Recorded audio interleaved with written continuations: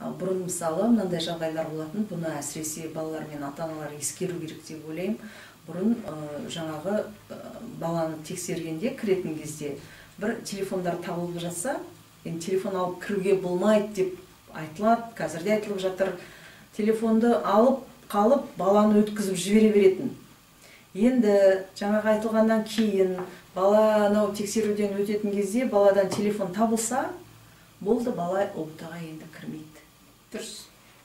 ұбт тапсыру мүмкіндігінен айырылады. Сондықтан осыған абай болыңыздар. Сіздерден анау тексеру пунктінен өткен кезде телефон шықса, онда сізді мүлдем ұбт-ға тапсыруға кіргізбей үйіңізге қайтарып жібереді. Кейбір балалар бар, бұрыннан әдеттеніп қалған алдыңғы ағалары немесе бұрынғы жоғары сынып оқушылары қос-қостан 5-6 телефон алып кіріп, біреуі табылса, оны тастап кетіп, келесі басқа жерлерде бар телефонын қолданып жүретін, соған енді сондай тағы болады екен деп сеніп қалмаңыздар. Бұл жолы былтырғыдан, алдыңғы жылдан қарағанда қаталдау, телефон табылған баланы кіргізбейді ұлттық бірыңғай тестілеуге. Екіншіден,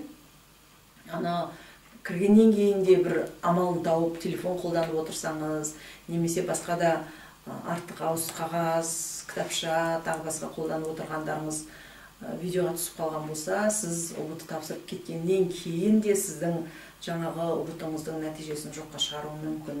Сондай жағдай видеода көрінетін болса, сіз тапсырғаннан кейін қараған видеодан.